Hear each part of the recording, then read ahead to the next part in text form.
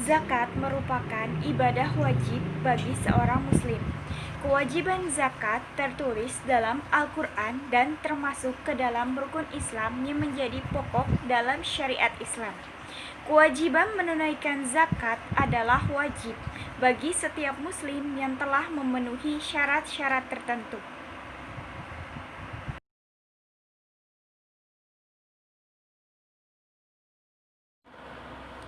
Zakat bermakna at-toharu yang artinya mensucikan atau membersihkan. Makna ini menegaskan bahwa orang yang menunaikan zakat karena Allah Subhanahu wa Ta'ala, bukan karena ingin dipuji manusia, Allah akan mensucikan dan membersihkan baik hartanya maupun jiwanya, seperti firman Allah dalam Quran Surat At-Taubah ayat 103.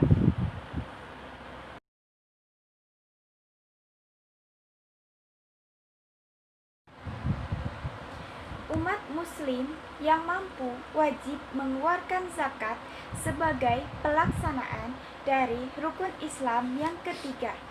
Artinya, zakat menempati deret rukun setelah sholat, di mana sholat merupakan ibadah yang ditekankan oleh Allah Subhanahu wa Ta'ala sebagai cerminan penghambaan kepada Allah Subhanahu wa Ta'ala. Dalam Al-Quran sedikitnya ada 24 ayat yang menjelaskan tentang zakat yang sering digandengkan setelah perintah sholat. Salah satu di antaranya adalah Al-Quran Surat Al-Baqarah ayat 43 yang artinya, dirikanlah sholat, tunaikanlah zakat, dan rukuklah bersama orang-orang yang rukuk.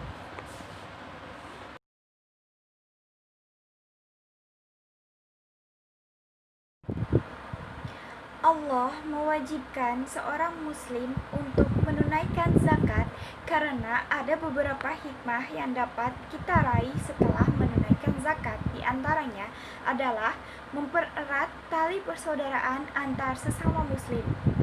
Yang kedua, menyempurnakan keimanan seorang muslim. Yang ketiga, mencegah kriminal atau kejahatan. Yang keempat adalah sebagai rasa ucapan syukur kepada Allah Subhanahu wa Ta'ala atas nikmat dan rezeki yang telah diberikan. Yang kelima adalah mensucikan jiwa dan raga seorang muslim setelah menunaikan zakat. Yang keenam, Allah menjamin seorang muslim yang telah mengeluarkan zakat, maka hartanya akan terus bertambah.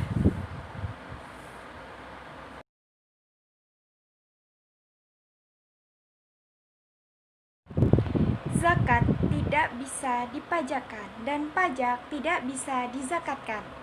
Pemahaman yang mendasar ini menjadi sesuatu yang sangat mudah dipahami karena zakat dan pajak merupakan sesuatu hal yang sangat bertolak belakang dan dari kutub yang sangat berbeda. Orang yang telah membayarkan zakat tidak bisa dikatakan sebagai orang yang telah membayar pajak, dan orang yang telah membayar pajak tidak bisa dikatakan sebagai orang yang telah menunaikan zakat. Konsekuensi perbedaan yang mendasar ini adalah sebagai warga Indonesia yang baik dan telah memenuhi syarat, wajib membayar pajak sebagai kewajiban warga negara. Dan umat muslim diwajibkan untuk menunaikan zakat sebagai salah satu kewajiban menunaikan rukun Islam yang ketiga.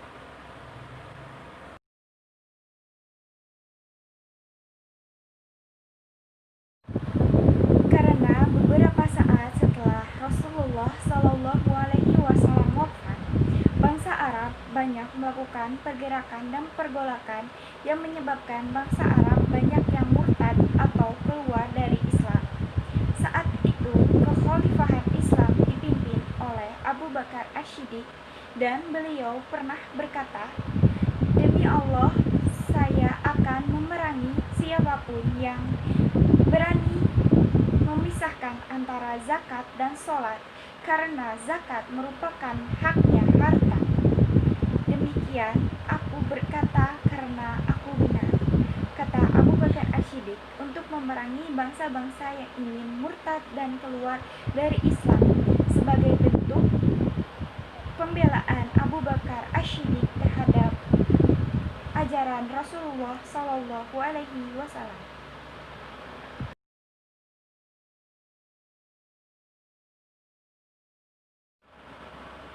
Nisab adalah batas harta yang boleh dikeluarkan zakatnya. Harta yang di bawah nisab tidak wajib dikeluarkan zakatnya. Ada beberapa harta yang wajib dikeluarkan zakat jika memenuhi jangka waktu tertentu, yakni 1 tahun. Jangka waktu mengeluarkan zakat tersebut dinamakan haul.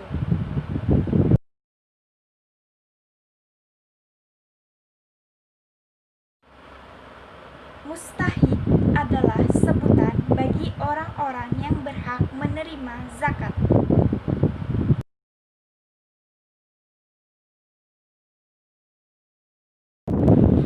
Delapan golongan yang termasuk ke dalam golongan mustahik ialah orang-orang yang berhak menerima zakat terbagi menjadi 8 golongan. Yang pertama, golongan fakir. Golongan fakir adalah orang-orang yang tidak mampu memenuhi kebutuhan sehari-hari sekalipun dalam batas yang sangat minimal. Yang kedua adalah golongan orang-orang miskin, yaitu orang-orang yang dapat memenuhi kebutuhan sehari-hari tetapi dengan batas yang sangat minimal. Yang ketiga ialah golongan amil zakat, yaitu orang-orang yang mengelola zakat. Yang keempat adalah golongan mu'alaf. Golongan mu'alaf ialah golongan orang-orang yang baru masuk Islam. Yang kelima adalah golongan kirob. Golongan kirob adalah golongan yang memerdekakan hamba sahaya. Yang keenam adalah golongan garimi, yaitu orang-orang yang membebaskan hutang karena Allah Subhanahu wa Ta'ala. Yang ketujuh adalah golongan sabilillah, yaitu orang-orang yang berada di jalan Allah Subhanahu wa Ta'ala. Yang kedelapan adalah golongan Ibnu Syabir, yaitu orang-orang yang dalam perjalanan jauh ataupun orang-orang yang menuntut ilmu di luar negeri ataupun di luar kota karena Allah Subhanahu wa Ta'ala.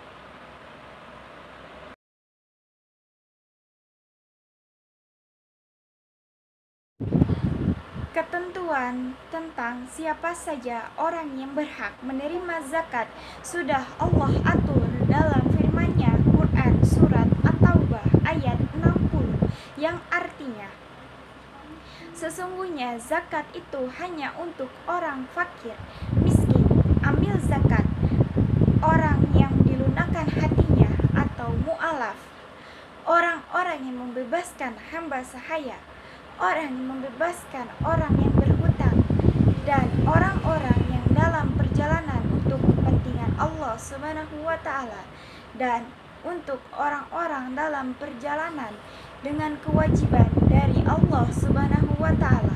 Sesungguhnya Allah Maha mengetahui lagi Maha bijaksana. Quran Surat At-Taubah ayat 60.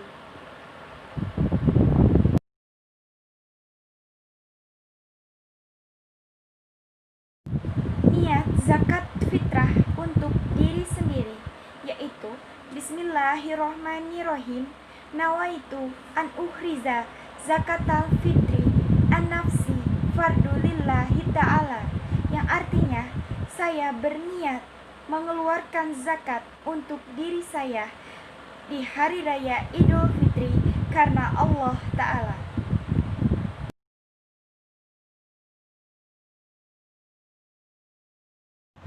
Doa setelah mengeluarkan zakat adalah, Ya Allah, terimalah amal ibadah kami, sesungguhnya Engkau Maha mendengar lagi Maha mengetahui. Dan doa yang dilakukan oleh amil zakat setelah menerima zakat adalah Jazakallah khairon kasiron, yang artinya semoga Allah membalas kebaikan dengan banyak.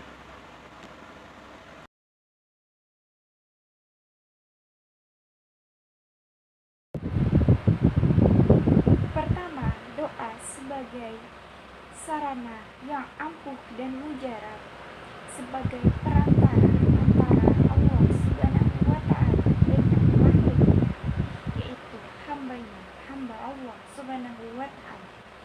Yang kedua, doa merupakan sarana untuk memohon permohonan keinginan seorang hamba kepada Allah Subhanahu wa Ta'ala. Yang ketiga, doa sebagai ucapan rasa syukur atas nikmat yang Allah berikan yang tiada henti-hentinya.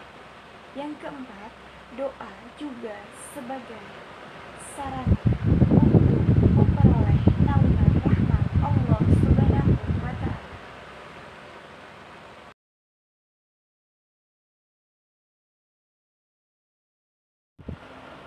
Karena zakat merupakan sebuah amalan yang terpuji dan diwajibkan oleh Allah Subhanahu wa Ta'ala.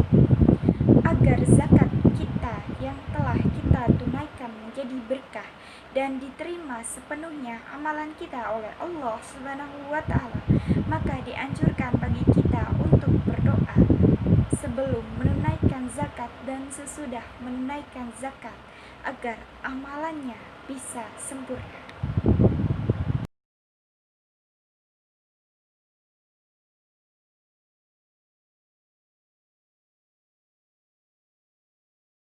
Selanjutnya saya akan menjawab 3 kasus yang telah diberikan. Yang pertama, untuk kasus yang pertama, apabila perusahaan pakaian telah berdiri lebih dari 1 tahun, maka wajib membayarkan zakat. 1 tahun ini dinamakan haul, maka besaran zakat dihitung per tahun sama dengan total pendapatan dikali 52 dikali 2,5%, sama dengan 390 juta dikali 2,5% sama dengan 9.750.000 rupiah per tahun. Selanjutnya untuk jawaban kasus nomor 2. Jumlah zakat hewan ternak berbeda-beda. Untuk zakat kambing, nisab kambing 40 ekor kambing. Total kambing yang dimiliki 4.000 ekor, maka zakatnya 40 ekor. Sedangkan zakat sapi memiliki nisab sapi 30 ekor sapi. Total sapi yang dimiliki 300 ekor, maka zakatnya 10 ekor sapi. Kemudian untuk zakat kerbau, nisabnya kerbau adalah 30 ekor. Maka total kerbau yang dimiliki 200 ekor, maka zakatnya 5 ekor. Untuk zakat ayam, nisab yang digunakan pada peternakan unggas dan perikanan tidak menggunakan jumlah hewan per ekor, melainkan menggunakan skala usaha. Nisab ternak unggas dan perikanan setara dengan 20 dinar atau 1 dinar sama dengan 4,25 gram emas murni atau sama dengan 85 gram emas murni. Artinya bila seorang berternak unggas atau perikanan dan pada akhir tahun memiliki kekayaan yang berupa modal kerja dan keuntungan yang lebih besar atau setara dengan 85 gram emas murni, maka ia memiliki kewajiban zakat sebesar 2,5%. Misalnya, saya adalah seorang pengusaha peternak ayam yang memiliki 12 ekor ayam hingga akhir tahun 2020. Terdapat laporan keuangan sebagai berikut. Seperti yang terlampir, catatan, kadang ayam tidak dapat diperhitungkan sebagai harta yang wajib dizakati karena tidak bisa diperjualbelikan. Nisab zakat peternakan unggas setara dengan 85 gram emas murni. Jika harga emas murni per gramnya saat ini 1.017.000, maka nisab zakat peternakan unggas adalah 86.445.000 rupiah.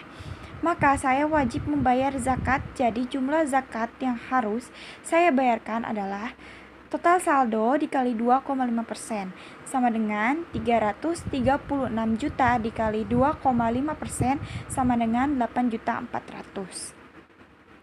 Untuk zakat bebek, nisab yang digunakan pada peternakan unggas dan perikanan tidak menggunakan jumlah hewan per ekor, melainkan menggunakan skala usaha. Nisab ternak unggas dan perikanan setara dengan 20 dinar. 1 dinarnya 4,25 gram emas murni, atau sama dengan 85 gram emas murni. Artinya bila seorang peternak unggas atau perikanan pada akhirnya tahun memiliki kekayaan berupa modal kerja dan keuntungan yang lebih besar atau setara dengan 85 gram emas murni, maka ia memiliki kewajiban zakat sebesar 2,5%. Misalkan saya adalah seorang pengusaha peternak bebek yang memelihara 25.000 ekor bebek hingga tahun 2020 hingga akhir tutup buku. Terdapat laporan keuangan sebagai berikut, sebagaimana yang terlihat pada jawaban ini. Kandang bebek tidak dapat diperhitungkan sebagaimana harta yang wajib dizakati karena tidak diperjualbelikan. Nisab zakat peternakan unggas setara dengan 85 gram emas murni. Jika harga emas murni per gramnya 1.017.000, maka nisab zakat peternakan unggas adalah 86.445.000 rupiah. Maka saya wajib membayarkan zakat. Jadi jumlah zakat yang harus saya bayarkan adalah total saldo dikali 2,5% sama dengan 625 juta dikali 2,5% sama dengan 15.625.000 rupiah. Dan yang terakhir, zakat bagi sektor pertanian yang pengairannya menggunakan air hujan adalah 10%. Maka zakat yang harus dikeluarkan sama dengan 25 ton gabah kering dikali 10% sama dengan 2,5 ton gabah kering. Sekian pemaparan jawaban kasus yang telah diberikan. Kurang lebihnya mohon maaf. Terima kasih.